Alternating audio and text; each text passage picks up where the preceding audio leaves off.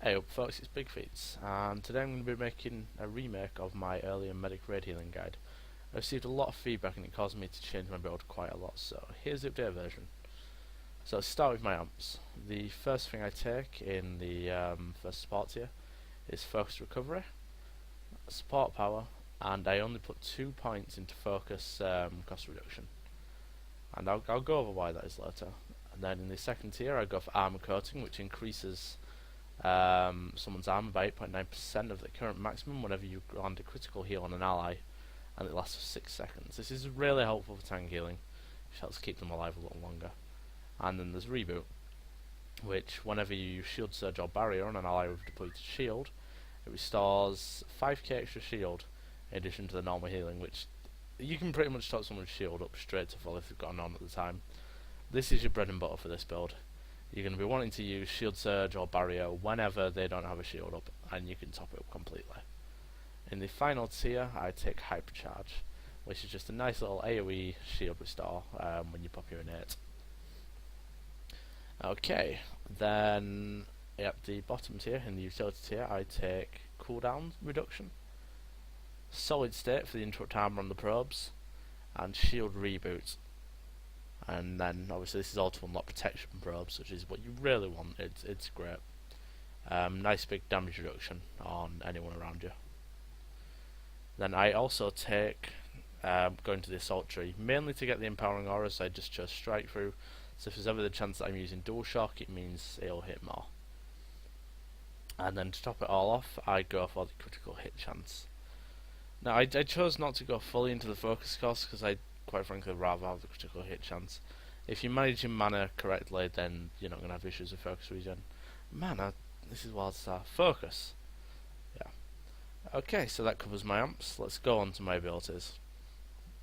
Okay, so on my bar I've got Emission, Shield Surge, Flash, Barrier, Recharge for the mana regen. I'm just going to call it mana, whatever. Mending probes, protection probes, and empowering probes. I've got Emission tiered up to full, and you really do want this. It means that even if you drop to no focus, you can continue healing. And it does heal for quite a significant amount if you manage to land a heal with all the ticks. Next, I've got Shield Surge, and I've got this maxed out. Now, I don't always max this out. This is really fight dependent. If you think that you can hit someone 9 times out of 10 without hitting an enemy at the same time, you probably want to max it out. It'll top anyone's shield up to full. An example of this is on Phage Maw, where if you're healing the tank, you're not going to be near the boss most likely. Ideally you want an engineer to tank that, so they can kite him around the edge. Or anyone really, I suppose, it doesn't matter. Yeah, the point is, max it out when you can, when you're sure you can only hit the tank and not the enemy. Otherwise, tier 4 or tier 5 is usually fine, because at tier 4 you increases your shield mitigation by 25%, but I'd always take that at tier 4. Next ability is Flash. Flash is just a great little raid heal, low cooldown, not too focus intensive, and it'll hit up to 9 people. It'll hit yourself and 9 other allies. Occasionally, if I'm going for a heavy HP healing build that requires a lot of burst healing, then I might tier this up to 4. And go with Mending Probes maxed out for the burst healing off of that, but yeah. Then the next ability I take is Barrier. Barrier is just a nice little shield top. As I said earlier, it procs up a Reboot, so you should have no problem stopping someone's shield to full with that. Okay, on to the next one. Recharge. Recharge, take it to tier 4, tier 5. This is really your call. I mean, you can put that extra tier point into elsewhere. But not only does this restore your focus, and quite a bit, 50 focus at tier 5, plus 6 focus every 1 second for 5 seconds. You're also getting Empower, increasing your assault power and support power by 15% of your current maximum for that 10 seconds, which is quite nice, to be honest. Stacks nicely with your innate and gadget. Then next ability, obviously Mending Probes.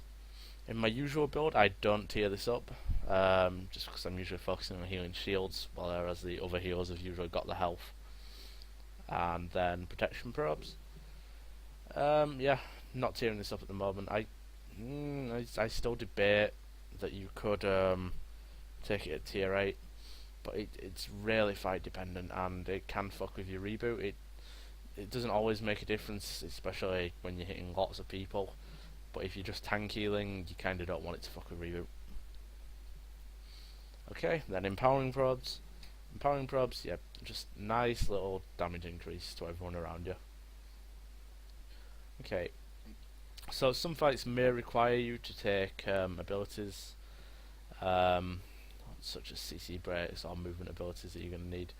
And the first two things that I will usually drop out are barrier and empowering probes. Preferably drop barrier first so I can keep the DPS boost for everyone else. But it really depends on the fight. On the I'm not going to go into that. Never mind.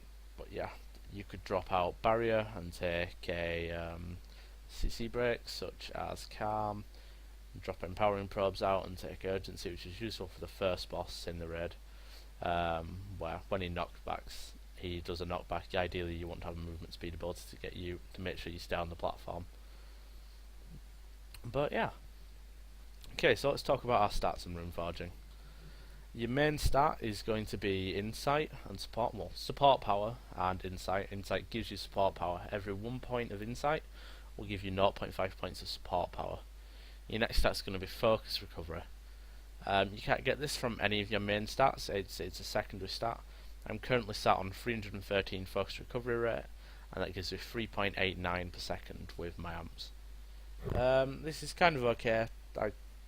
I could drop a little lower, but I'm fine with how it is at the moment.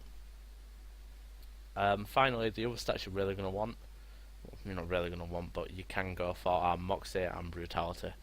I wouldn't touch the other stats at all because they give deflect rating, assault power and health, so it's not really good to go for. But Moxie will give you critical hit severity and critical hit rating. Brutality will give you strike for and critical severity rating. So if you've got no other option, Brutality can be useful. You get a little bit of critical severity rating. So, on to runes. Now in my last guide I made the error, and you might pointed this out to me, of saying take insight in a fusion slot. That's wrong. Do not do that, please. Take rune of support power. You're getting so much more from the support power than you are from the insight. But other than that, on anything but a fusion slot, you'll be wanting insight or focus recovery. And failing that, you're really just going to want something like Moxie or Brutality or Crit if you really have to. Regarding rune sets, I'm currently going for the Focus Regen rune, and I usually go for either the Insight rune or the Recovery rune, but it depends on the slot. You may have to take the critical one.